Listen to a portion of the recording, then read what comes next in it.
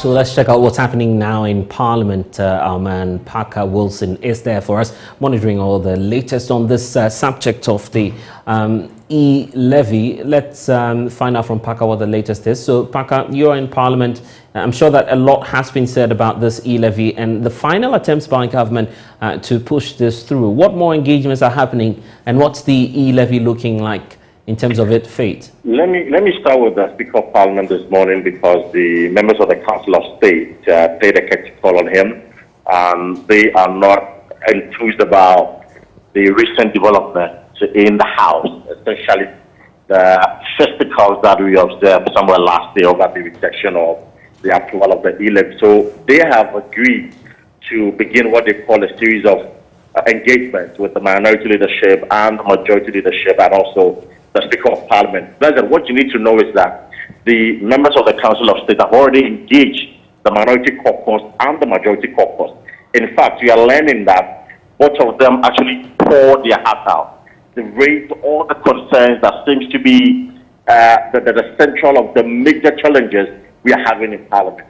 So from there, they have moved on to the Speaker as well. And the Speaker has clearly indicated to them that he also has a lot of challenges. In fact, according to him, he was expecting some resistance, some challenges in this eighth Parliament because of how he was elected as a Speaker of Parliament.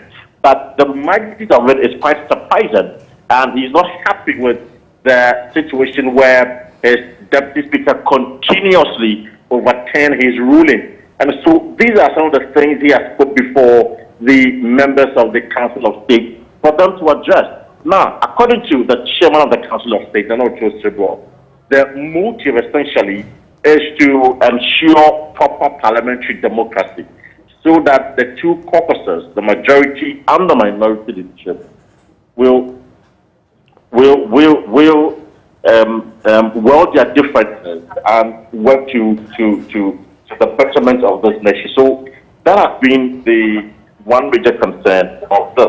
Okay. And in the chamber, there was conversation about how we can work together to reduce road accidents. Right, and even before, just before we talk about road accidents, I guess the reason for which we've seen the Council of State engage the Speaker is ostensibly over the issues of the E-levy. Did they raise their position on the matter and what it is they feel should be done in the wake of the deadlock?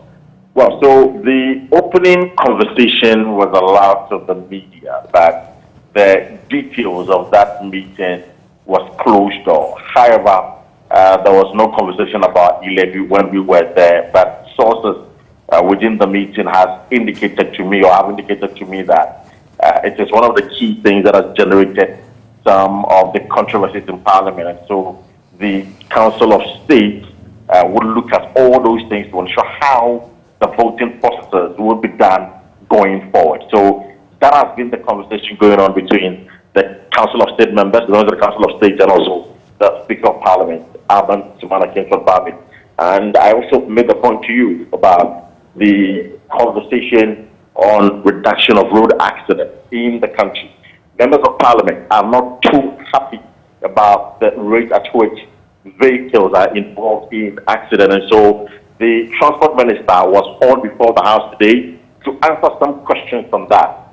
For him, the approach by the government is to ensure education is given to the driver. So they, together with the National Road Safety Commission, will now begin a massive campaign on road carnage. And again, the concerns about markets gradually springing along the roadside also was a major concern. In fact, the Greater Accra Regional Minister, Henry Porte, had to share his own experience how he managed to get market women off the street here in Accra, and the resistance he faced. He had to challenge his colleagues who are in the other regions to equally do same. When some of these things are done, they will be able to reduce or mitigate the issue of road accidents in the country. And in the course of answering the questions in Parliament, he disclosed that government is working around the clock to acquire a national airline. And this actually came up when one of the MPs raised concerns about the scarcity of national airlines, especially when you're traveling domestically. So if you're going to Kumasi, if you're going to Tamale, sometimes you have to wait long hours because the flight which went to probably Tamale is yet to return on all of those things. So he disclosed to Parliament that soon he will present a bill to the House for the acquisition of a national airline which will operate domestically. So this has been some of the conversation going on. And blessed, there is one thing that in Parliament, it appears almost every week, we discuss something that has to do with the Member of Parliament for Dom Kwabena, Sarah Josafo. The ranking member on the Foreign Affairs Committee is someone of Blaka, has been raising concerns about some chartered flights, which was actually given to Josafo to come to Ghana and partake in the voting of the E-levy. He's asking the special prosecutor to launch an investigation into that the money that was spent on the private jet. And he says he's not going to back down until every penny that was used for the chartered flight is retrieved. Parker Wilson there, joining us live from Parliament.